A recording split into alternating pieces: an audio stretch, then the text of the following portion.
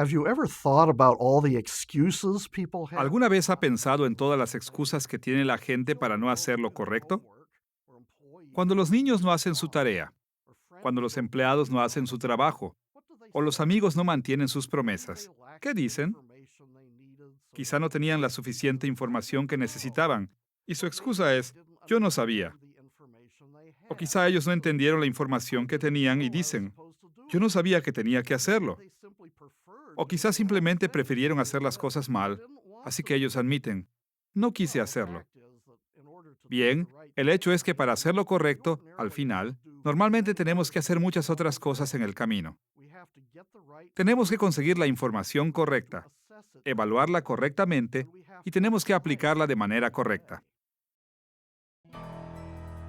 Esta es la 10ª lección en nuestra serie, Cómo tomar decisiones bíblicas. Y hemos titulado esta lección, La perspectiva existencial, escogiendo el bien. En esta lección, analizaremos cómo los cristianos realmente tomamos decisiones éticas, cómo hacemos para escoger el bien. Y pondremos particular atención a la manera en que nuestras habilidades personales y capacidades contribuyen a estas elecciones. A lo largo de estas lecciones, hemos estado enseñando que el juicio ético implica la aplicación de la palabra de Dios a una situación por una persona. Y hemos estado resaltando 3 elementos de este modelo: la palabra de Dios, la situación y la persona misma. Cuando nos acercamos a la ética con un enfoque en la palabra de Dios, estamos usando la perspectiva normativa. Y cuando prestamos atención a las circunstancias como los hechos, metas y medios, estamos empleando la perspectiva circunstancial o también llamada situacional. Finalmente, cuando nos concentramos en las personas involucradas en la toma de decisiones éticas, estamos viendo asuntos desde la perspectiva existencial. Cada una de estas perspectivas contribuye a las elecciones éticas, dándonos información sobre Dios, sobre nuestra situación y sobre nosotros. Y todas ellas están íntimamente interrelacionadas. En esta lección veremos la perspectiva existencial una vez más, esta vez enfocándonos en la manera que usamos nuestras facultades personales en el proceso de escoger hacer el bien. Los seres humanos usamos una variedad de capacidades y habilidades para tomar decisiones éticas. En esta lección nos referiremos a estas habilidades como nuestras facultades existenciales. Hay muchas maneras de describir estas facultades, pero nosotros las resumiremos en 7 capacidades y habilidades: experiencia, imaginación, razón, conciencia, emociones, corazón y voluntad. Ahora, existe una gran armonía entre cada una de estas facultades existenciales. Todas están profundamente interrelacionadas y son interdependientes. Aún así, cada una funciona en su propia manera, por lo que es útil ver los papeles principales que cada facultad juega en la ética. En esta lección, agruparemos nuestras facultades existenciales conforme a las principales maneras en las que normalmente nos ayudan a tomar juicios éticos.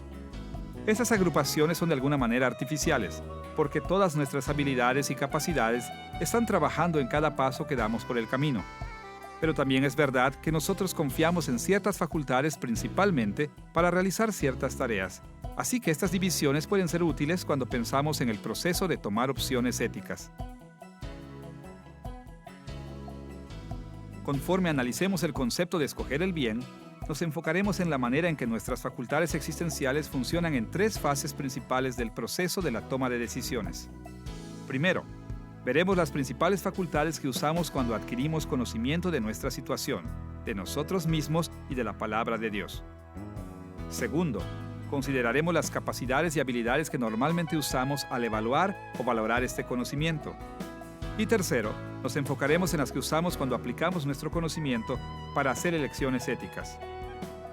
Empecemos con las principales facultades que empleamos cuando adquirimos conocimiento. Consideraremos 2 de las facultades más básicas que son críticas para adquirir conocimiento. Primero, consideraremos cómo confiamos en la experiencia. Y segundo, veremos la manera en que nuestra imaginación contribuye a nuestro conocimiento. Empecemos con la manera en que la experiencia nos ayuda a adquirir el conocimiento que debemos tener al tomar decisiones éticas. Por obvio que parezca, Es muy importante recordar en el estudio de la ética que los seres humanos obtienen el conocimiento a través de muchos tipos diferentes de experiencias.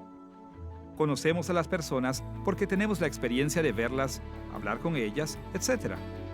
Sabemos lo que son las emociones porque hemos experimentado el miedo, el amor, el enojo y el gusto.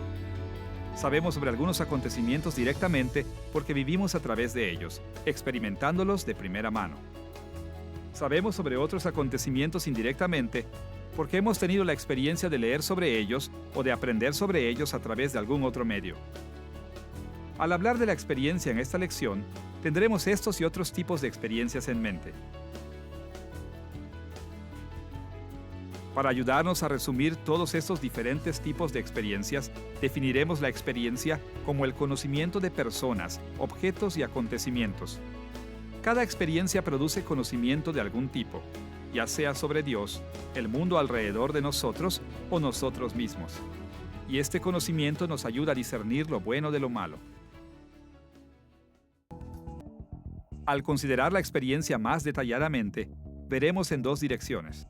Primero, nos enfocaremos en nuestro físico o interacciones sensoriales con el mundo alrededor de nosotros. Y segundo, nos dirigiremos a nuestras experiencias mentales, es decir, aquellas experiencias que se encuentran en nuestra propia mente. Empecemos con nuestro físico, es decir, la interacción con el mundo alrededor de nosotros. Nuestra interacción física con el mundo se desarrolla por medio de nuestra percepción sensorial, nuestra vista, oído, olfato, gusto y tacto. Estos 5 sentidos representan las principales maneras en las que obtenemos información sobre Dios, las personas, objetos, nuestro ambiente y todos los acontecimientos que ocurren. Por ejemplo, sabemos de otras personas porque las vemos, hablamos con ellas y las tocamos. Aprendemos sobre los acontecimientos cuando los presenciamos, leemos sobre ellos y oímos información de ellos. Aprendemos sobre la gloria de Dios leyendo su palabra, escuchando a otros hablar sobre Él y observando la grandeza de su creación. Claro, la Escritura a veces menciona las limitaciones de nuestros sentidos. Por ejemplo, en 2 de Corintios capítulo 5, versículo 7, Pablo escribió: «Porque por fe andamos, no por vista». Como lo indicó Pablo aquí, nuestros sentidos están limitados en su habilidad de darnos conocimiento sobre el futuro de nuestra salvación. Sí, nosotros usamos nuestra vista para leer la palabra de Dios, pero se necesita algo más que la percepción sensorial para que lleguemos a estar convencidos de que la palabra de Dios es verdadera. Se necesita fe, es decir, la creencia en las cosas que están más allá de la experiencia sensorial directa. Pero además de estas limitaciones, Dios nos ha dado nuestros sentidos como herramientas importantes para obtener conocimiento. Como resultado, nuestros sentidos tienden a ser confiables. Nos enseñan cosas verdaderas sobre Dios, la creación alrededor de nosotros y nosotros mismos. Ahora, necesitamos estar conscientes de que la caída de la humanidad en pecado ha afectado nuestras percepciones sensoriales. No solo las enfermedades y otras anormalidades limitan nuestras habilidades físicas, a veces también encontramos ilusiones. A veces creemos que oímos, vemos o sentimos algo que realmente no está allí. Pero en general, nuestros sentidos son confiables.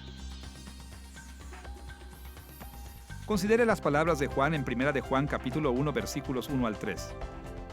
Lo que era desde el principio, lo que hemos oído, lo que hemos visto con nuestros ojos, lo que hemos contemplado y palparon nuestras manos tocante al verbo de vida.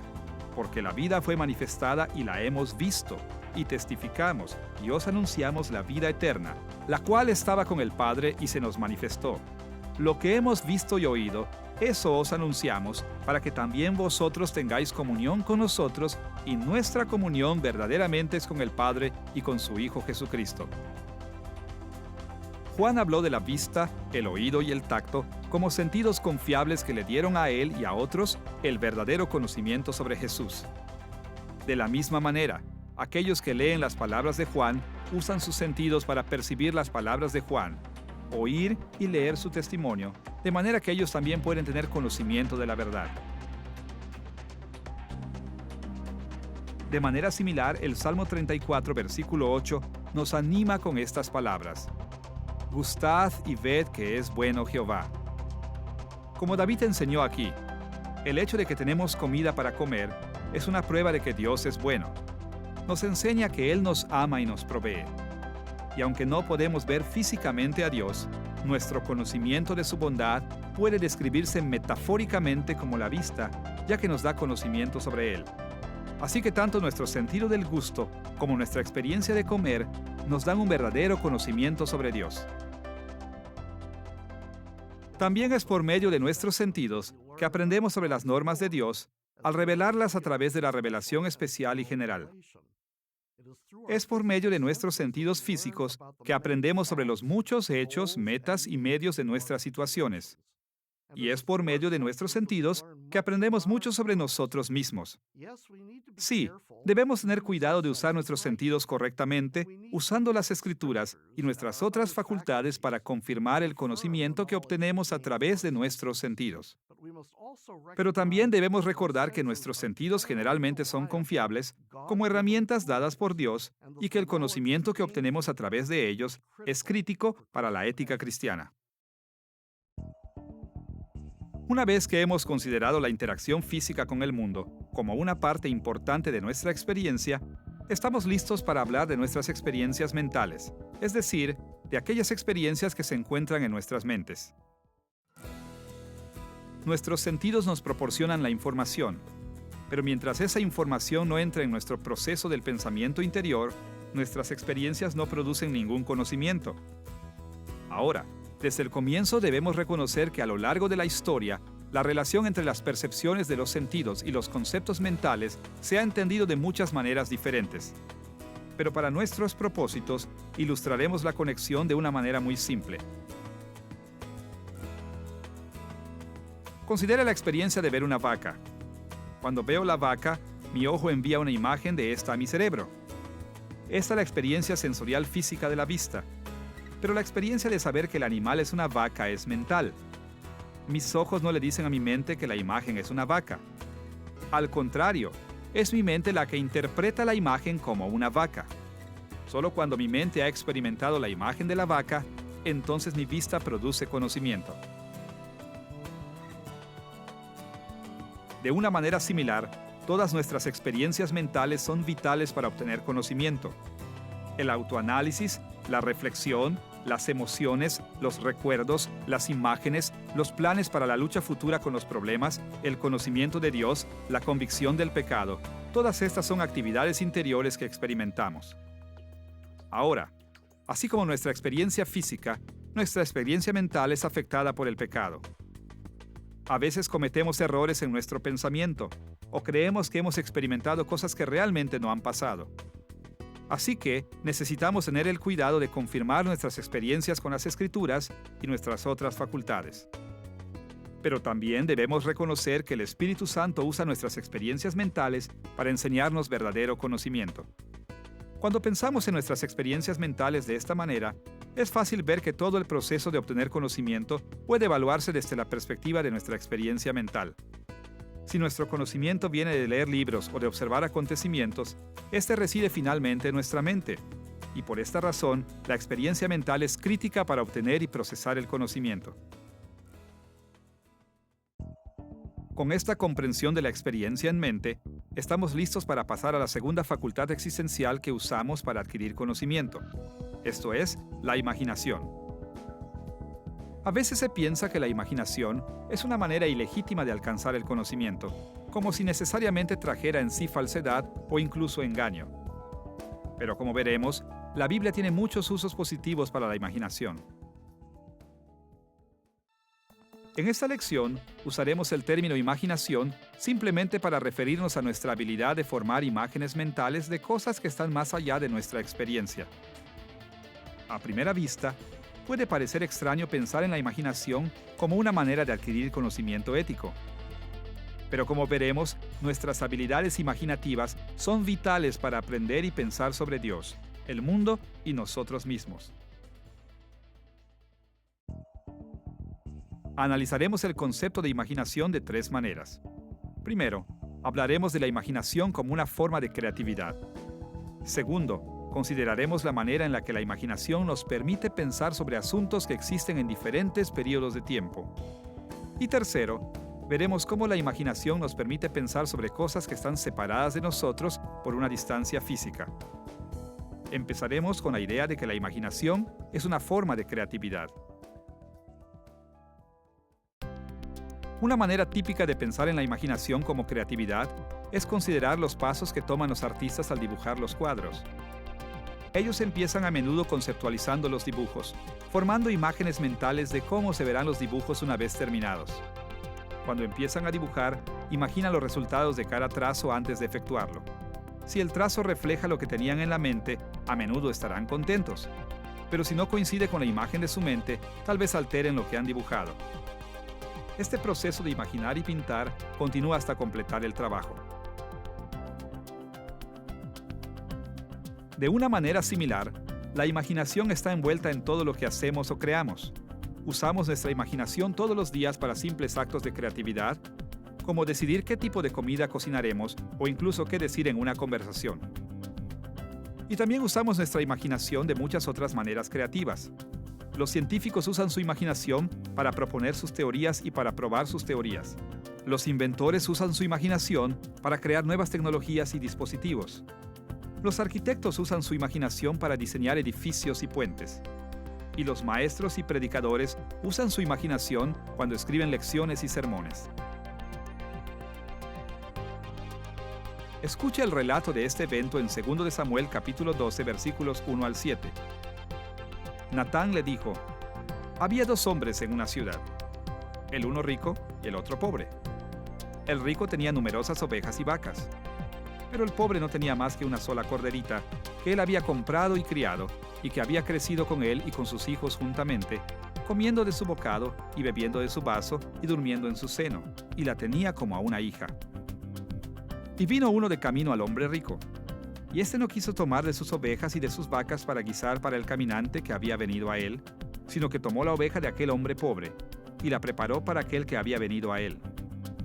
Entonces se encendió el furor de David en gran manera contra aquel hombre, y dijo a Natán: «Vive Jehová, que el que tal hizo es digno de muerte».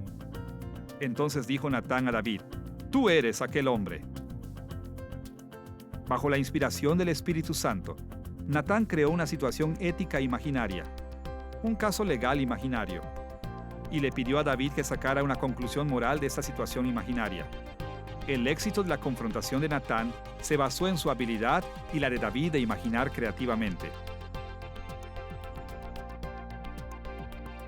Como lo ilustra este ejemplo bíblico, la imaginación nos permite formar y reconocer modelos morales y analogías. Por ejemplo, cuando vemos las Escrituras, encontramos muchos ejemplos específicos de cosas que Dios ha bendecido y maldecido, y también encontramos muchos principios generales que explican cómo Dios determina qué bendecir y qué maldecir. Y entender cómo estos principios generales se relacionan con estos ejemplos específicos es hasta cierto punto una cuestión de imaginación creativa. Creamos conexiones entre los principios y los ejemplos. Luego probamos estas conexiones imaginando contraejemplos. Y después imaginamos maneras consistentes de aplicar los mismos principios a nuestras propias vidas. Claro, una vez más, debemos recordar que la corrupción del pecado puede hacer que imaginemos toda clase de errores. Así que tenemos que usar nuestras otras facultades para asegurarnos de que las conclusiones de nuestra imaginación están de acuerdo con la palabra de Dios. Aún así, podemos seguir teniendo bastante confianza en nuestra imaginación cuando la usamos cuidadosa y correctamente, porque el Espíritu Santo nos dio esta facultad como una herramienta confiable para evaluar el conocimiento ético.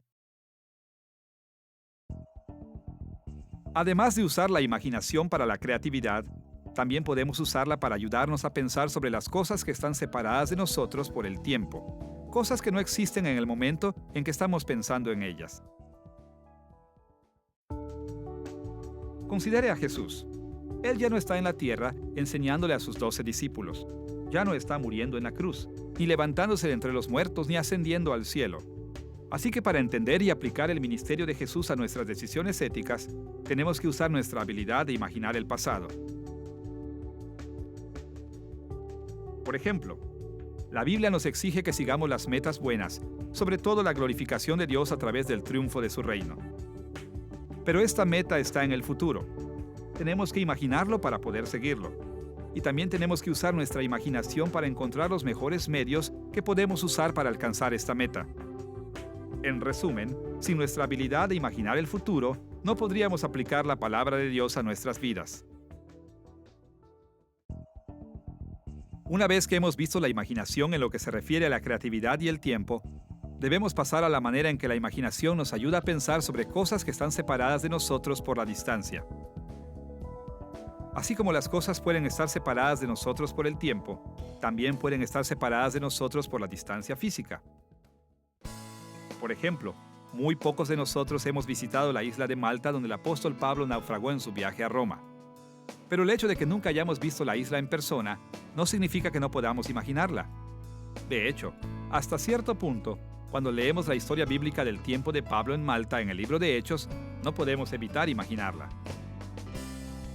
Vea usted, cuando las personas y las cosas están tan distantes de nosotros que están más allá del alcance de nuestros sentidos, en ese momento no son parte de nuestra experiencia. Y como no son en ese momento parte de nuestra experiencia, tenemos que usar nuestra imaginación para pensar en ellas. Claro, la información que recibimos sobre estas cosas distantes no es exacta, y por lo tanto, nuestros pensamientos tampoco lo son. Por consiguiente, necesitamos confiar fuertemente en el Espíritu Santo para ayudarnos a evaluar nuestra imaginación según la palabra de Dios y para armonizarla con nuestras otras habilidades y capacidades. Cuando se usa debidamente, nuestra imaginación es sumamente útil para pensar sobre cosas que están distantes de nosotros. Considere el caso del apóstol Pablo durante uno de sus periodos de encarcelamiento. Según Filipenses capítulo 2, versículo 25 y capítulo 4, versículo 18, cuando la iglesia filipense oyó que Pablo estaba en prisión y en necesidad, enviaron una ofrenda económica para apoyarlo y a una persona para cuidar de él. Esta fue una buena elección ética. Primero vieron cuáles eran los hechos, se fijaron una meta piadosa y entonces planearon los medios para alcanzar esa meta. Pero note usted la gran confianza que tuvo ese proceso en la imaginación para acortar la distancia entre Pablo y los filipenses. Pablo no estaba presente en la experiencia de los filipenses, así que ellos usaron su imaginación para entender los hechos de la situación de Pablo. Después usaron su imaginación para fijarse la meta de las circunstancias cambiantes de Pablo en su prisión distante. Finalmente imaginaron los medios que les permitirían unir con un puente la distancia entre ellos y Pablo para alcanzar su meta. En cada paso de este proceso, la imaginación le permitió a los filipenses pensar sobre cosas que existían a una distancia más allá de su experiencia física. Hasta aquí ya debe estar claro que el proceso de adquirir conocimiento depende en gran manera de las experiencias y la imaginación. Ya sea que estemos investigando las dimensiones éticas de la palabra de Dios, de nuestra situación o incluso de nosotros mismos, normalmente obtenemos nuestro conocimiento a través de estas facultades existenciales. Ahora que hemos considerado adquirir el conocimiento como un paso en el proceso de escoger el bien, estamos listos para pasar a evaluar el conocimiento, es decir, el paso en que evaluamos la información que hemos recibido. Hablaremos sobre algunas de las maneras en las que las tres facultades existenciales específicas nos ayudan en nuestra tarea de evaluar el conocimiento. Primero, mencionaremos la razón o intelecto, que es nuestra facultad más lógica. Segundo, nos dirigiremos a nuestra conciencia, nuestra habilidad de reconocer lo bueno y lo malo. Y tercero, nos enfocaremos en nuestras emociones como los indicadores intuitivos de lo correcto y lo incorrecto. Empecemos con la razón, es decir, la facultad por la que ordenamos nuestros pensamientos de una manera lógica. Desgraciadamente, los cristianos a menudo se van al extremo cuando piensan en el papel de la razón en la ética. Por un lado, algunas tradiciones teológicas le prestan más atención a la razón que a cualquiera de nuestras otras facultades existenciales. Estos teólogos a veces hablan de la primacía del intelecto, como si tuviéramos que confiar más en nuestra razón que en cualquiera de las otras habilidades y capacidades. Pero siempre debemos recordar que para usar la razón correctamente, debemos emplearla en armonía con nuestras otras facultades. Por otro lado, algunas tradiciones se van al otro extremo, a veces incluso viendo la razón como un enemigo, como si usar el intelecto fuera ignorar la guía personal del Espíritu Santo. Pero la verdad es que nuestro intelecto viene de Dios y que el Espíritu Santo nos ayuda a usarlo correctamente. Por consiguiente, juega un papel importante en nuestro proceso de toma de decisiones. Para nuestros propósitos, la razón puede definirse como la capacidad de hacer conclusiones lógicas y juzgar la consistencia lógica. En un contexto cristiano, el razonamiento correcto es la habilidad de pensar de manera coherente y ordenada y de hacer juicios que concuerdan con los modelos bíblicos del pensamiento. La razón entra en juego en muchas áreas del estudio de la ética cristiana. Pero a estas alturas en nuestra lección, estamos más interesados en cómo nos permite darle sentido a nuestra situación, tanto ayudándonos a entender los hechos como permitiéndonos comparar estos hechos con las normas reveladas en la palabra de Dios. Como ya hemos visto en un nivel básico, incluso el conocimiento que adquirimos a través de nuestra experiencia sensorial requiere una porción de razonamiento. Cada vez que procesamos mentalmente datos sensoriales, estamos ejerciendo la razón en alguna medida. Piense una vez más en la manera en que nuestros ojos envían la imagen de la vaca a nuestro cerebro. Nuestro cerebro graba la imagen, pero es nuestra razón la que reconoce la imagen como una vaca. Evaluamos la calidad visible de la imagen. Comparamos la imagen con nuestro conocimiento existente y determinamos que la imagen es una vaca. Una parte de ese nivel básico de conocimiento es la razón. Y en un nivel más complejo, la razón nos permite comparar diferentes hechos entre sí más extensivamente para determinar su relación lógica. Por ejemplo, consideremos una ilustración muy simple sobre el razonamiento de dos hechos. Por un lado, tenemos la declaración, David está enfermo. Y por otro lado tenemos la declaración, Dios puede sanar al enfermo. La primera declaración expresa el hecho de la salud delicada de David y la segunda declaración expresa el hecho de la habilidad de Dios. La razón nos dice que la enfermedad de David es un caso específico de la categoría más general de enfermedad. Quizás él tiene gripe, un resfriado o pulmonía. Cualquier cosa que sea, está incluida en la más extensa categoría de enfermedades que Dios puede sanar. Eso nos permite bosquejar una conclusión que está implícita, pero no declarada en el hecho inicial. Dios puede sanar a David. Cuando tenemos el desafío de tomar decisiones bíblicas, debemos aplicar un razonamiento similar a los hechos de nuestra situación, determinando cómo se relacionan entre sí. La razón también nos ayuda a relacionar las declaraciones de hecho con las declaraciones de deber. En este proceso, comparamos los hechos de nuestra situación con los requisitos de las normas de Dios. Considere las declaraciones David está enfermo y debemos orar por los enfermos. David está enfermo. Aún es una declaración de hecho, pero debemos orar por los enfermos es una declaración de deber. Nos dice lo que Dios requiere de nosotros. Cuando usamos el razonamiento moral para evaluar esas declaraciones, podemos derivar una conclusión ética específica. Debemos orar por David. Por supuesto, hay muchas otras maneras en que debemos razonar en la ética. Usamos la razón cuando argumentamos desde aquello de menor importancia hasta aquello de mayor importancia, como lo hizo Jesús cuando enseñó que así como Dios alimenta a los pájaros que tienen poco valor, también alimentaría a su pueblo que tiene mayor valor. También usamos la razón cuando hablamos de acontecimientos que son condicionales, como cuando Dios inundó la tierra en los días de Noé, porque las acciones pecadoras de la humanidad alcanzaron las condiciones necesarias para su destrucción. Tristemente, los cristianos a veces creen que la Biblia nos enseña a no usar la razón en la ética. Piensan que de algún modo debemos desconectar nuestra capacidad lógica cuando obedecemos a Dios. Pero nada podría estar más lejos de la verdad. La Escritura usa la razón todo el tiempo y regularmente nos llama a hacer lo mismo. Constantemente presenta argumentos morales lógicos. Y como la Biblia es infalible, su lógica es un modelo perfecto para nuestro propio razonamiento ético. Claro, siempre debemos recordar que la influencia corruptora del pecado ha alcanzado incluso nuestra habilidad de razonar. Como resultado, la razón humana caída nunca puede ser tan perfecta como el razonamiento que encontramos en la Escritura. Así que, para estar más seguros, debemos confirmar nuestras conclusiones con nuestras otras facultades, con otras personas y, sobre todo, con la palabra de Dios. Es más, Como dijimos al principio de esta sección, debemos confiar en el poder y la presencia del Espíritu Santo que mora en nosotros para lograr esto de una manera que agrade a Dios. Cuando usamos la razón de esta manera, esta es una herramienta muy útil para evaluar el conocimiento que hemos adquirido. Con esta comprensión de la razón en mente, estamos listos para hablar de la manera en que nuestra conciencia nos permite evaluar nuestro conocimiento ético. ¿Cómo nos ayuda la conciencia humana a evaluar la información que adquirimos? Para nuestros propósitos, en esta lección definiremos nuestra conciencia como nuestra habilidad dada por Dios para discernir lo bueno y lo malo. El sentido de convicción es el que hace que nuestros pensamientos, palabras y hechos sean agradables u ofensivos a Dios. Escuche la manera en la que 2 de Corintios capítulo 1 versículo 12 revela la confianza de Pablo en su conciencia.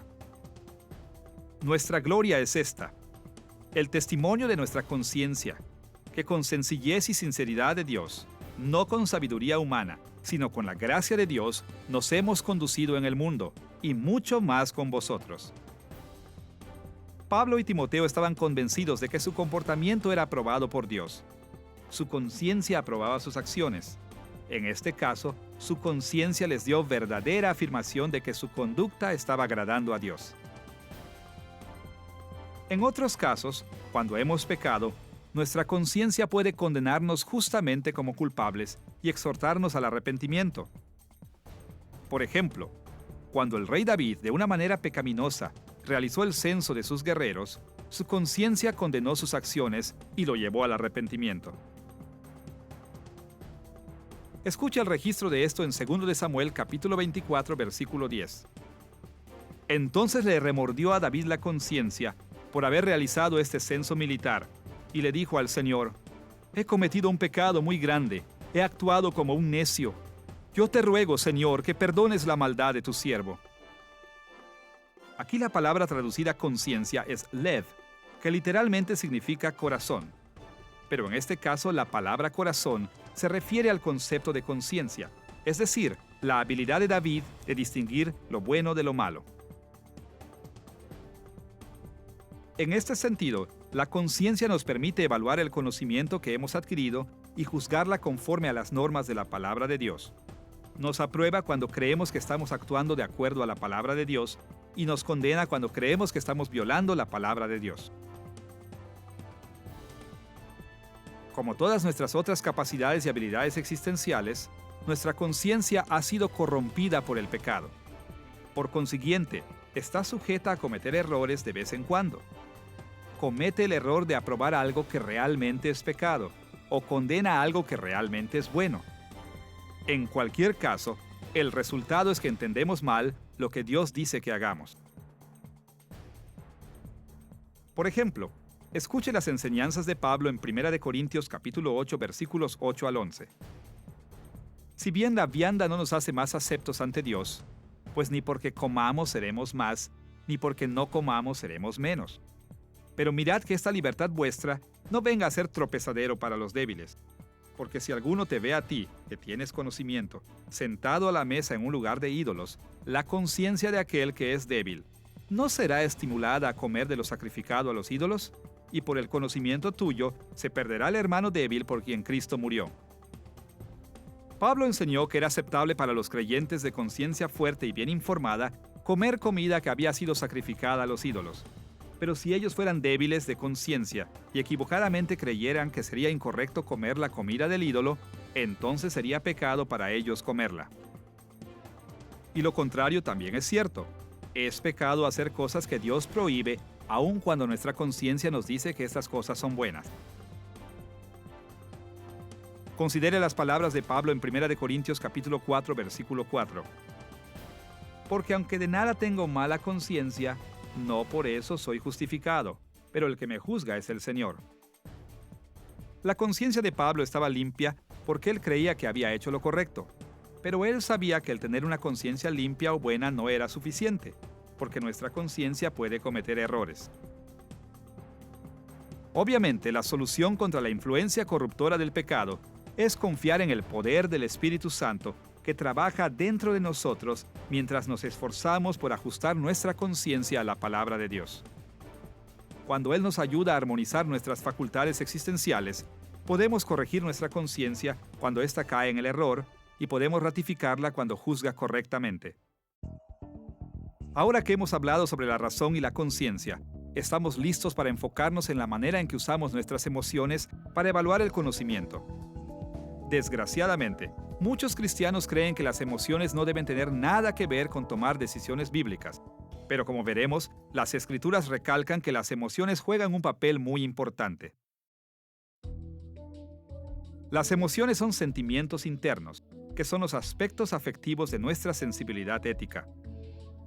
La Biblia no tiende a hablar sobre las emociones abstractamente o como un grupo. Sin embargo, habla bastante sobre las emociones individuales como el amor, el odio, el enojo, el miedo, la alegría, el dolor, la ansiedad, el contentamiento y el gusto.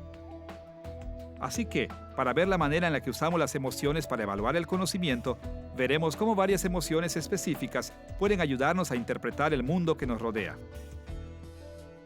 Las emociones son habilidades humanas dadas por Dios que nos permiten evaluar nuestro conocimiento de muchas maneras diferentes. Por ejemplo, a menudo tenemos respuestas emocionales a las situaciones, incluso antes de entrar en cualquier reflexión consciente racional. En estos casos, nuestras emociones nos proporcionan nuestra orientación inicial hacia los hechos. Son evaluaciones inmediatas de nuestras circunstancias. Por ejemplo, si voy cruzando la calle y oigo la bocina del automóvil muy fuerte detrás de mí, mi primera reacción probablemente será emocional, como miedo o sorpresa. Y solo después de una reflexión consciente, podré explicar que tuve miedo porque sentí que podría estar en peligro. En casos como este, es posible decir que las emociones están basadas en alguna forma subconsciente del razonamiento. Yo sé que las bocinas del automóvil normalmente me alertan del peligro. Así que, cuando oigo una bocina de automóvil, puedo reaccionar reflexivamente con la emoción de miedo. Pero sería difícil identificar un proceso de pensamiento racional en este reflejo. Cualquier persona estará de acuerdo que sucede tan rápido que no tendría tiempo de entrar en un razonamiento activo consciente. En cambio, parece que mi emoción es mi primera reacción a la experiencia y que mi reflexión en el pensamiento de lo sucedido viene después. Y sucede lo mismo en muchas otras situaciones éticas. Nuestras emociones son a menudo nuestra interpretación inicial de los hechos. Escuchen el registro del encuentro de Daniel con un ángel en Daniel capítulo 10, versículos 8 al 17. Nadie se quedó conmigo cuando tuve esta gran visión. Las fuerzas me abandonaron. Palideció mi rostro y me sentí totalmente desvalido. Y le dije a quien había estado hablando conmigo, Señor, por causa de esta visión me siento muy angustiado y sin fuerzas. ¿Cómo es posible que yo, que soy tu siervo, hable contigo? Las fuerzas me han abandonado y apenas puedo respirar. El susto, terror y angustia de ver a este ser celestial paralizó a Daniel con miedo. Sintió sus emociones intensamente antes de que él pudiera pensar racionalmente sobre la visión. Y su experiencia emocional poderosa influyó en su respuesta a la visión, motivándolo a someterse al mensaje del ángel de Dios. O piense una vez más en la manera en que el rey David respondió al profeta Natán en 2 de Samuel capítulo 12. David había cometido adulterio con Betsabé y había mandado matar a su marido Urías para cubrir el adulterio. Pero él no se había sentido apenado ni culpable de su pecado, por lo que nunca se había arrepentido. La falta de este tipo de emociones le impidió pensar correctamente sobre su pecado, cegándolo en su dureza e impidiendo su arrepentimiento. En respuesta a la dureza de corazón de David, Dios envió a Natán a que le dijera a David una parábola sobre un hombre rico que le había robado la oveja que tenía de mascota a un hombre pobre y la dio a sus invitados. David, por supuesto, había sido pastor él mismo, y esta historia conmovió sus emociones. Sus emociones le permitieron ver la injusticia de esta situación, y él se indignó por la falta de piedad del hombre rico. Entonces Natán le reveló la verdad. La parábola era una metáfora de las propias acciones de David. David era el hombre rico que le había robado a Betsabé al pobre Urías. David conocía los hechos de sus acciones desde mucho tiempo atrás, pero fue hasta que usó sus emociones que él pudo ver su pecado claramente para medir esos hechos conforme a las normas de Dios. Nuestras emociones pueden ser una herramienta muy útil para determinar cómo aplicar la palabra de Dios a nuestra vida moderna. Los sentimientos de compasión pueden ayudarnos a ver la importancia de ayudar a quienes tienen necesidad. El sentimiento de enojo puede persuadirnos del valor de seguir la justicia. Las experiencias de alegría pueden permitirnos ver y afirmar la bondad de Dios incluso en medio de tiempos difíciles. El miedo puede llevarnos a buscar maneras de evitar el pecado. Los sentimientos de culpa pueden alertarnos cuando hemos caído en pecado. Los sentimientos de amor pueden enseñarnos cómo dar, proteger, amonestar y mostrar misericordia. Por supuesto, al igual que el resto de nuestras facultades existenciales, nuestras emociones están corrompidas por el pecado y por consiguiente sujetas al error. Es por esto que debemos aconsejar a las personas a no seguir sus emociones ciegamente sin la reflexión. No todos los sentimientos que tenemos son rectos o incluso correctos.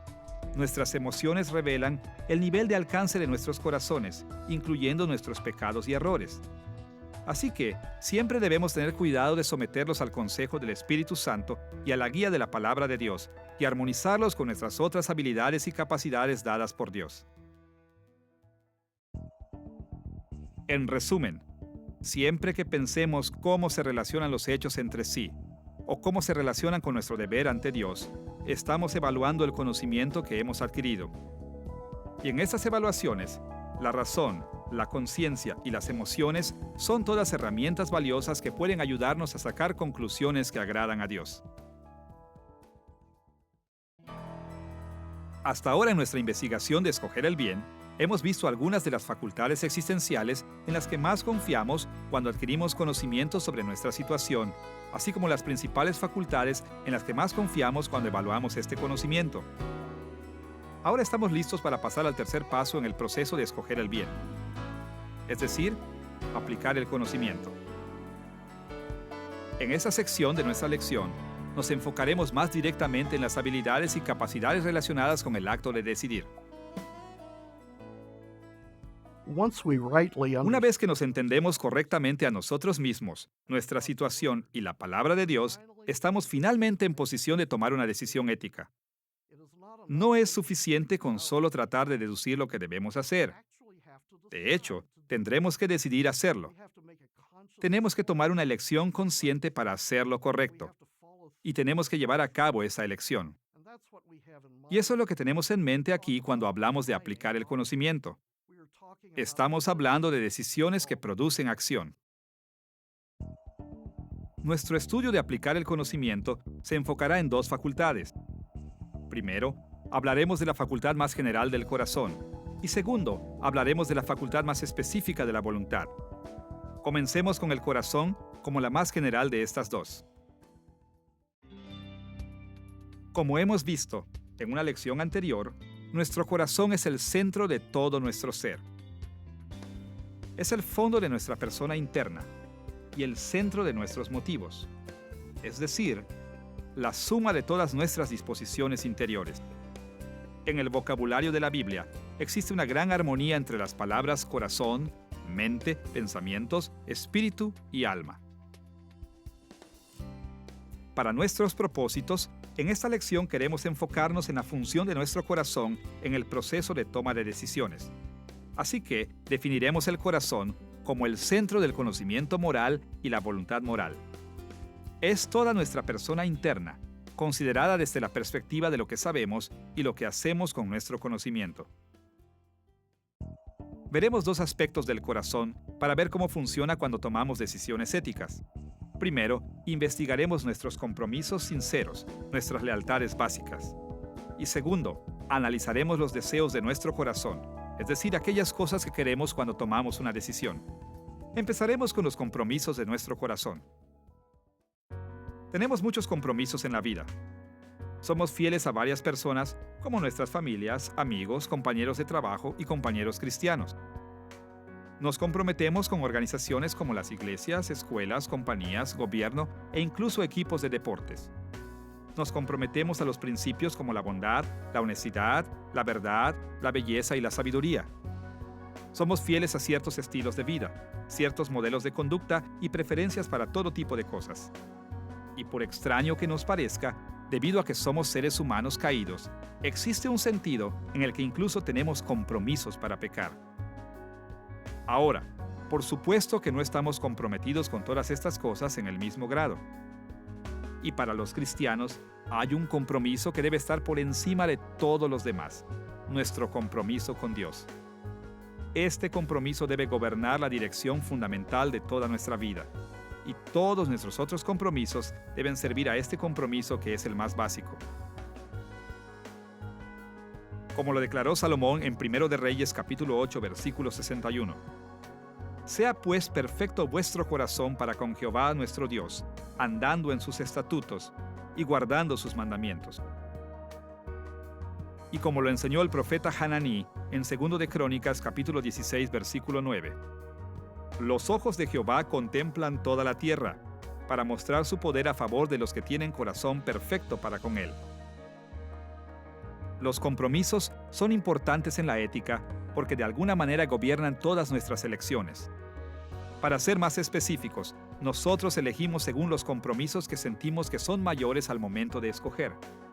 Cuando nuestros compromisos correctos son los más fuertes, actuamos según nuestra sincera lealtad a Dios, y Él juzga nuestra conducta como buena. Pero cuando cedemos ante nuestros compromisos pecadores, Dios juzga nuestra conducta como mala. Como dijo Jesús en Lucas capítulo 6, versículo 45, el hombre bueno, del buen tesoro de su corazón saca lo bueno, y el hombre malo, del mal tesoro de su corazón saca lo malo, porque de la abundancia del corazón habla la boca. Aquí Jesús se refirió a nuestros compromisos como las cosas que están atesoradas en nuestros corazones, y nuestros compromisos siempre se hacen explícitos en nuestras obras. Así que expresamos nuestro compromiso con Dios en las buenas obras y expresamos nuestro compromiso con el pecado en las malas obras. Debido a que el pecado aún mora en nosotros, todos los cristianos tenemos compromisos mixtos. Algunos de nuestros compromisos son buenos, siendo parte de nuestro compromiso más grande con Dios. Pero algunos de nuestros compromisos son malos, siendo el resultado del pecado en nuestros corazones. Así que, si queremos tomar decisiones bíblicas, tenemos que ser muy conscientes de nuestros compromisos. Nos sometemos al Espíritu Santo mientras trabaja en nosotros para ajustar todos nuestros compromisos al carácter de Dios, tanto a través de nuestra comprensión de su palabra como a través del uso de nuestras otras facultades. Y debemos rechazar e intentar cambiar aquellos compromisos que fluyen del pecado. Con esta comprensión de nuestros compromisos y lealtades en mente, estamos listos para pensar sobre nuestros deseos. ¿Cómo impactan nuestras necesidades y anhelos, nuestras elecciones morales? La Escritura indica que así como los cristianos hemos mezclado los compromisos, también tenemos deseos buenos y malos en nuestro corazón. Cuando ponemos nuestro corazón en cosas que Dios aprueba, nuestros deseos son buenos. Pero cuando ponemos nuestro corazón en las cosas que Dios condena, nuestros deseos son malos. Por ejemplo, en 2 de Timoteo capítulo 2, versículos 20 al 22, Pablo dio esta instrucción. Pero en una casa grande no solamente hay utensilios de oro y de plata, sino también de madera y de barro. Y unos son para usos honrosos y otros para usos viles. Así que, si alguno se limpia de estas cosas, será instrumento para honra, santificado, útil al Señor y dispuesto para toda buena obra. Huye también de las pasiones juveniles y sigue la justicia, la fe, el amor y la paz con los que de corazón limpio invocan al Señor. Pablo enseñó que debemos purificar nuestro corazón, deshaciéndonos de nuestros deseos malos, de los anhelos que están motivados por el pecado que mora en nosotros. Conforme purguemos los deseos malos de nuestro corazón, solo nos quedarán aquellos deseos que agradan al Señor. Purificar nuestro corazón no es fácil. El pecado nos pone en una lucha fuerte. De hecho, esta batalla es tan difícil que nunca podríamos ganarla por nuestra propia fuerza. Solo confiando en el poder del Espíritu Santo podemos esperar ganar esta batalla. Pero como somos personas imperfectas, ciertamente fallamos, incluso al no confiar en el Espíritu como deberíamos. Escuche las palabras de Pablo en Gálatas capítulo 5, versículo 17. Porque el deseo de la carne es contra el Espíritu, y el del Espíritu es contra la carne, y estos se oponen entre sí, para que no hagáis lo que quisierais. Y en Romanos capítulo 7, versículos 15 al 18, él escribió esto. No hago lo que quiero, sino lo que aborrezco. Ya no soy quien lo lleva a cabo, sino el pecado que habita en mí. Aunque deseo hacer lo bueno, no soy capaz de hacerlo. En estos versículos, Pablo contrastó nuestros deseos buenos con nuestros deseos malos. Por un lado, tenemos deseos espirituales, deseos que nos da el Espíritu Santo y que agradan a Dios. Por otro lado, tenemos deseos pecaminosos, que vienen de nuestra naturaleza caída pecaminosa. Y estos dos deseos pelean por el dominio cada vez que tomamos una decisión. Cuando cedemos ante nuestros deseos pecaminosos, nuestras elecciones son malas. Pero cuando nos resistimos a esos deseos pecaminosos y actuamos con nuestros deseos espirituales, nuestras elecciones son buenas. Y no hay ninguna otra opción. Solo hay dos tipos de decisiones, buenas o malas. Cada decisión buena está tomada conforme a los deseos del Espíritu Santo, y cada decisión mala está tomada conforme a los deseos pecaminosos. En la vida cristiana, nuestro mayor deseo debe ser siempre agradar a Dios y hacer su voluntad. Odiamos el hecho de que deseamos el pecado. Considerándolo desde una perspectiva de nuestra vida en general, nuestras elecciones pecaminosas contradicen nuestros deseos. Elegimos pecar aun cuando no deseamos pecar. Pero considerándolo desde el momento de nuestra decisión, nuestras elecciones nunca contradicen nuestros deseos. Desde esa perspectiva, escogemos siempre lo que más deseamos en el momento que decidimos. En otras palabras, escogemos pecar porque deseamos pecar. Como leemos en Santiago capítulo 1 versículos 14 y 15. Cada uno es tentado cuando sus propios malos deseos lo arrastran y seducen. Luego, cuando el deseo ha concebido, engendra el pecado. Cuando pensamos en nuestro corazón, en lo que se refiere a nuestros compromisos y deseos, es fácil ver que el corazón es esencial para tomar decisiones éticas. A veces seguimos nuestros compromisos y buenos deseos para tomar decisiones que aplican correctamente la palabra de Dios en nuestras vidas. Otras veces seguimos nuestros compromisos y malos deseos, negándonos a vivir conforme a la palabra de Dios. En todo caso, esas elecciones surgen de nuestro corazón. Una vez que hemos hablado de nuestro corazón como la facultad más general que usamos cuando aplicamos el conocimiento, estamos listos para ver la voluntad como algo más estrecho, es decir, como una facultad existencial más específica para tomar elecciones morales. Nuestra voluntad es nuestra capacidad para tomar decisiones. Es nuestra disposición, nuestra habilidad para hacer elecciones. Así que cada vez que hacemos una elección o una decisión, estamos usando nuestra voluntad. Como todas nuestras facultades existenciales, nuestra voluntad es una perspectiva de toda nuestra persona. Así que, no debemos cometer el error de pensar que depende de nuestras otras capacidades y habilidades. Más bien, hablar de nuestra voluntad es ver nuestro proceso completo de toma de decisiones desde la perspectiva de las elecciones que hacemos y sobre todo desde la perspectiva del resultado final. Claro, tomar la decisión correcta es a menudo difícil porque nuestra voluntad es afectada por nuestra naturaleza caída. Para el cristiano, esto significa que mientras el Espíritu Santo nos permite que tomemos decisiones que agradan a Dios, siempre existe la posibilidad de que el pecado que mora en nosotros nos tiente a tomar decisiones pecaminosas. Ahora, es importante reconocer que nuestra voluntad puede ser activa o pasiva. Es decir, a veces tomamos decisiones de manera pasiva e inconsciente, como por la fuerza del hábito. Pero en otros momentos, las preguntas éticas que enfrentamos requieren de una reflexión activa y de decisiones conscientes. Considere, por ejemplo, la manera activa en la que podría usar mi voluntad cuando se me presenta la oportunidad de robar una valiosa pieza de joyería. Cuando veo la joya, tengo que tomar una opción activa, consciente, ya sea de robarla o no robarla. De hecho, podríamos ir tan lejos como decir que cada asunto ético que reconocemos como un problema o dilema requiere que usemos nuestra voluntad de una manera activa, simplemente en virtud del hecho que lo reconocemos como un problema. Pero hay muchos otros asuntos éticos que manejamos de una manera pasiva e inconsciente, como aquellos con los que habitualmente tratamos o a los que respondemos como un reflejo. Por ejemplo, nuestra voluntad puede ser bastante pasiva cuando nos enfrentamos con las elecciones que tomamos en situaciones normales, como cuando disciplinamos a nuestros hijos. Ahora, En algún momento, la mayoría de los padres han usado su voluntad activamente para determinar qué tipo de castigo usarán para sus hijos, como darles con la vara, quitarles privilegios o asignarles tareas extra. Pero cuando realmente es tiempo de ejercer la disciplina, no siempre pensamos en la moralidad de nuestras diferentes opciones. A menudo simplemente caemos en nuestro modelo habitual.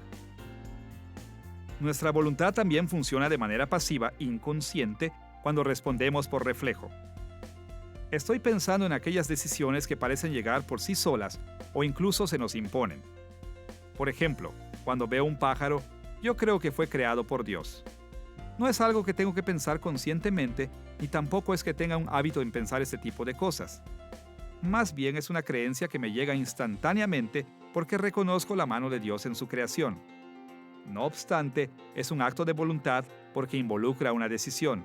En este caso, la decisión es reconocer a Dios como el creador del pájaro. Así que, de una u otra manera, activa o pasivamente, nuestra voluntad está envuelta en todas y cada una de las cosas que elegimos pensar, decir o hacer. Es la facultad que usamos para tomar cada decisión en nuestra vida. Así que, si nuestras decisiones son agradar a nuestro Señor, debemos someter nuestra voluntad a Él a cada paso. Debemos desear lo que la palabra de Dios nos ordena y debemos permitir al Espíritu Santo trabajar dentro de nosotros para influir en nuestra voluntad de manera positiva.